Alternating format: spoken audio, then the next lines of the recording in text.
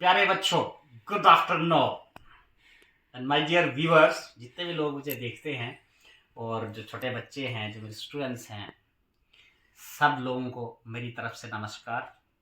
तो प्यारे बच्चों, आज मैं एक बहुत ही इंपॉर्टेंट टॉपिक पे बात करने वाला था। अब तो सोशल मीडिया का ज़माना है, सारे बच्चे जो हैं ये चीज़ें और कहीं से भी देख सकते हैं जिस पे मैं डिस्कस करने वाला हूँ। बट मुझे दिल में लगा कि मैं इस चीज़ को ज़रूर डिस्कस करूँ कि जो हमारा इंडियन कॉन्स्टिट्यूशन है उसके अंदर जो है हमें जो बुनियादी हकूक है, the fundamental rights in our Indian constitution, हमारे हिंदुस्तानी आइन के अंदर we have 6 fundamental rights.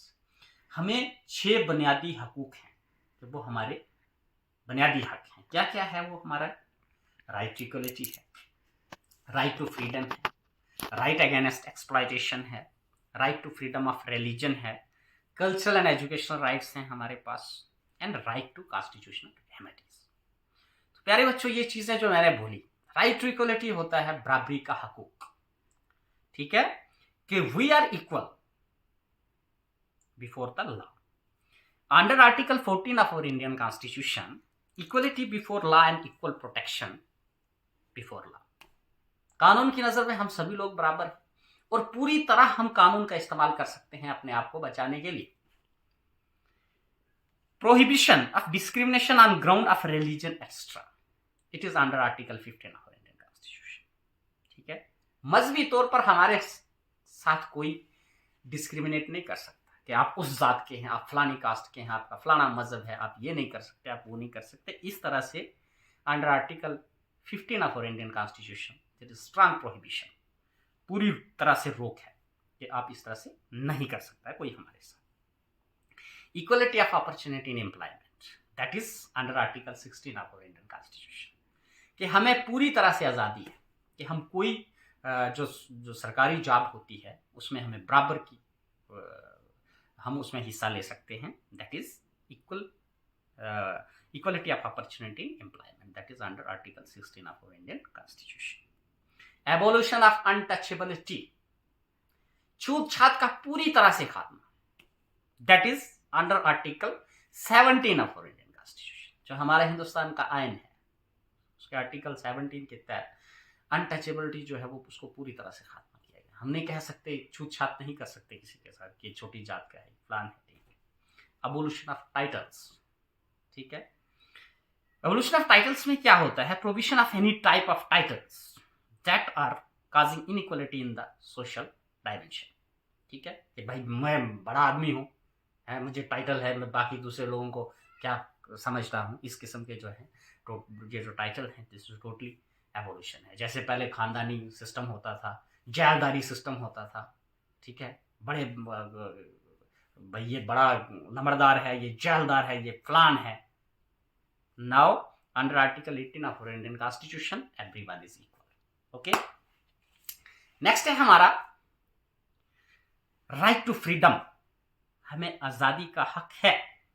Right to freedom के अंदर भी हमें बहुत सारे हकूक हैं, जैसे freedom of speech and expression, हम बात कर सकते हैं, अपने ख्यालात का अजहार कर सकते हैं, एग्जाम्पल पीसफुली विदाउट आर्म्स, हम असेंबलीज कर सकते हैं बगैर किसी हथियार के, हम इस चीज एसोसिएशंस कर सकते हैं, मूवमेंट चल सकते हैं through out the territory of India, पूरे हिंदुस्तान में हम घूम सकते हैं, ठीक है।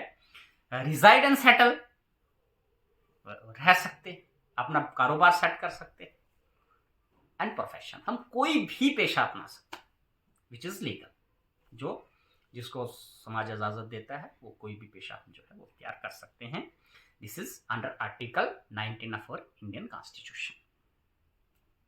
Under article 20 of our Indian Constitution, protection in respect of conviction और ऑफेंसेस, अगर कोई किसी ऑफेंस जुर्म में फंस जाता है तो उसको प्रोटेक्शन के लिए भी हम कर सकते हैं। That is under article 20 of Indian Constitution.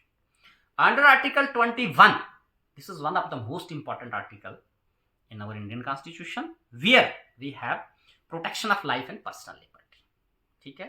हम अपनी जिंदगी के बचाव के लिए कर सकते हैं, हमें पर्सनल लिबर्टी है, हम चीजें पर्सनल रख सकते हैं, हमें बात कहने की भी आजादी है, ठीक है।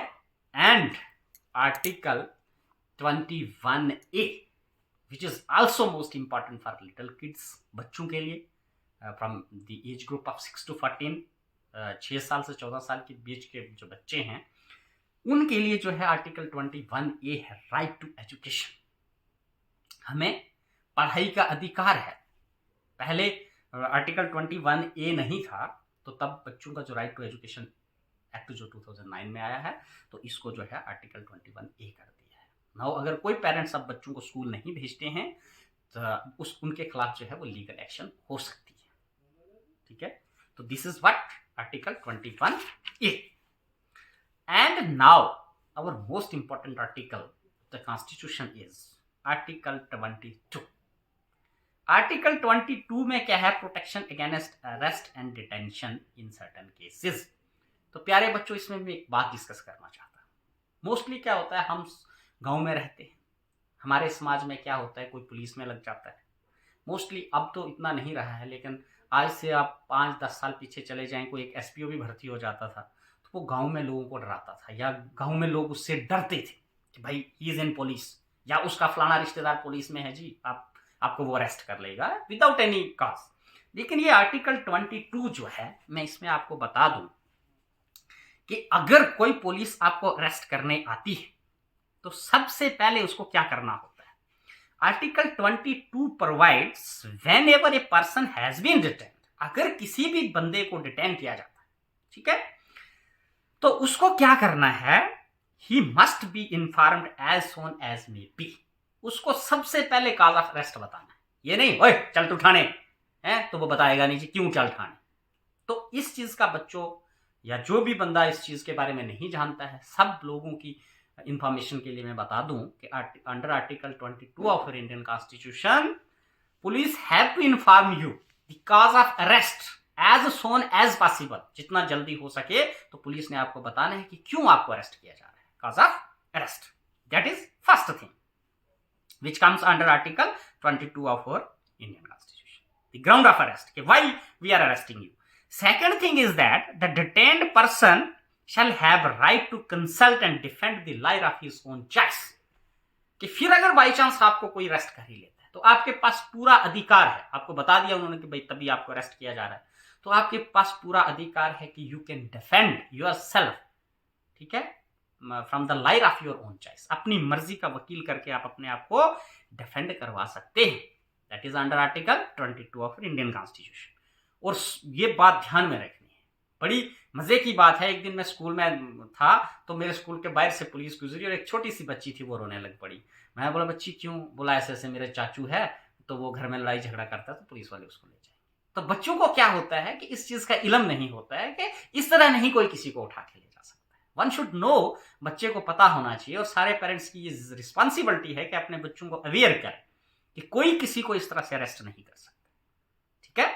और तीसरी जो थर्ड चीज जो है वो ये है कि ही must be produced before nearest magistrate with in the period of 24 hour of the arrest. अगर उसको फिर अरेस्ट कर लिया तो वो नियरेस्ट मैजिस्ट्रेट के पास ले जाना है। Police have no authority to detain a person 24 घंटे तक जो के बाद जो है police without the order of the magistrate पर किसी भी पर्सन को डिटेन करके या अपने जो लॉकअप में नहीं रख सकती है। तो वन थिंग इज क्लियर कि पुलिस की कोई भी पुलिस वाला दादागिरी करता है या कोई उसका रिश्तेदार दादागिरी करता है कि हिज किथ एंड किन इज इन पुलिस एंड ये हो जाएगा वो हो जाएगा, आपने कानूनी तौर पर खुद गलत नहीं करना है। No one can arrest you without any cause. If someone arrest you then he or she have to tell you the cause of arrest. अगर आपको अरेस्ट कर दिया जाता है देन यू हैव फुल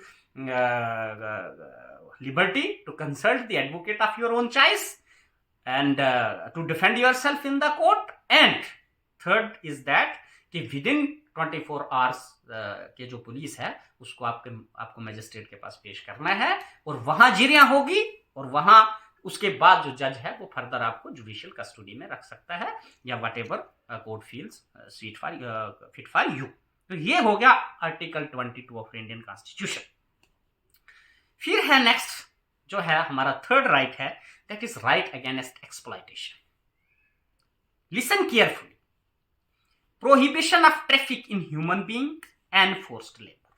कोई इंसानों का व्यापार नहीं कर सकता, ये जबरदस्ती कोई किसी को काम नहीं लगा सकता। This is the violation of article 22 of Indian Constitution.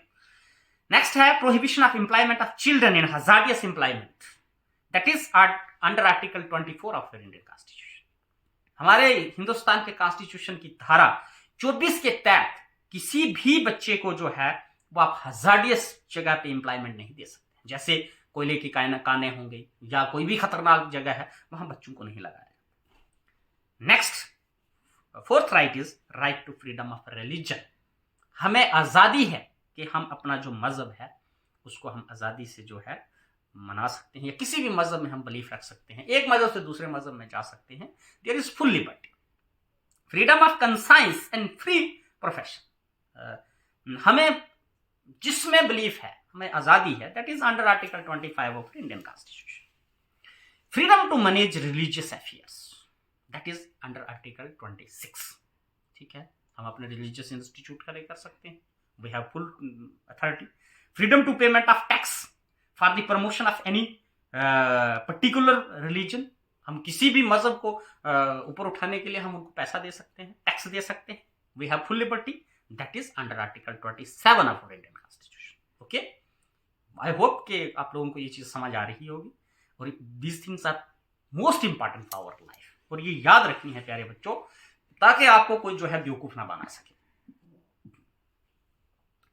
Freedom as to attendance at religious instructions in certain education institutions. तो कुछ एजुकेशन इंस्टीट्यूशंस भी हैं, जैसे एसआई चलाते हैं, या बड़े सारे लोग जो हैं वो चलाते हैं एजुकेशनल इंस्टीट्यूशंस, तो दे हैव फुल लिबर्टी। वो वहाँ इंस्ट्रक्शंस दे सकते हैं, बच्चों को पढ़ा सकते हैं, that is under article 28 of Indian constitution. The next right is cultural and educational right, protection of language, script and culture of the minorities. जो माइनॉरिटीज में लोग, जो कम तादाद में लोग, जैसे हमारे हिंदुस्तान में ईसाई कम है, या जो भी हैं माइनॉरिटीज जो हैं, उनकी जितनी भी भाषा है, जितना भी स्क्रिप्ट है, जो उन्होंने लिखा है, जो उनका कल्चर है, जो रस्म रिवाज है, उनको प्रोटेक्ट करना है, उनको कोई डिस्ट्रॉय नहीं कर सकता। अगर करता है तो that is the violation of article 29 of Indian Constitution. Right of minorities to establish and educational institutions. Minorities को पूरा हक है कि वो अपने एजुकेशनल इंस्टीट्यूशंस बनाएं, वहां वो अपनी भाषा सिखाएं, कल्चर सिखाएं, लैंग्वेज, जो भी मतलब अपना मजहब सिखाएं। They have full what we say that right under article 30 of our Indian Constitution. And sixth and last fundamental right is that right to constitutional remedies. This is the soul of the Constitution, I have to say. ये जितने मैंने ऊपर से नीचे तक आपको जो ये 6 फंडामेंटल राइट्स बताए हैं, अगर इनकी वायलेशन होती है, then we have the 6th right, that is right to constitutional remedies. Under right to constitutional remedies, हमारा कोई भी जो राइट है वो वायलेट होता है। कोई हमें पढ़ने नहीं देता है, ठीक है, कोई हमें एब्रिटरी अरेस्ट करता है, कोई हमें कुछ भी हमारा हक जो है उसको छीनता है, then we have full liberty to move honorable courts. That is right to constitutional remedies. Under Article 32 of our Indian Constitution, we can file writ petition in Honorable Supreme Court, and under Article 226 of our Indian Constitution, we can file writ petition in Honorable High Court, where Honorable Supreme Court and Honorable High Court issues writs as per your case. ठीक है, there are 5 types of writs. ठीक है, that is writ of mandamus, writ of certiorari, writ of prohibition, writ of covenanto. These are the writs which honorable court can pass orders as per the violation of your rights. कि जिस किस्म का आपका जो हक है वो violet होता है, तो कोर्ट जो है वो रिट जो है आप उस वायलेटर के खिलाफ हो सकती है। वायलेशन करने वाली स्टेट भी हो सकती है, कोई पर्टिकुलर पर्सन भी हो सकता है। It is up to the situations. My dear students, मुझे लगता है कि आप इस चीज को अंडरस्टैंड कर गए हो। तो अगर कहीं मुझे कुछ बोलने में गलती हुई हो या कोई चीज अच्छी तरह से समझ नहीं आई हो, तो आप कमेंट सेक्शन में लिख सकते हैं कि सर इस चीज की थोड़ी सी क्वेरी है, तो मैं उसको थोड़ा सा दूसरी वीडियो में इसको डिस्कस कर सकता हूँ। और मुझे अच्छा लगता है कि जो मेरे स्टूडेंट्स हैं, जो मेरे चाहने वाले हैं, उनको कम से कम इन चीज़ों का पता हो, और जो लोग मेरा चैनल देखते हैं कि वो कम से कम इस चीज़ से अवेयर रहें, बिकॉज वी आर विलेजर्स। मैं जिस गांव में रहता हूं, that is the last Karnath तहसील and district Ramban, that is Doothan. Okay, हर बंदा जो है वो मोबाइल फोन का इस्तेमाल करता है, लोग अपने अपने हिसाब से वीडियो देखते होंगे, लेकिन मुझे लगता है कि मैं यहाँ का लोकल हूँ, तो शायद मेरी भाषा अच्छी तरह से बच्चों को समझ आती होगी। थैंक यू, धन्यवाद।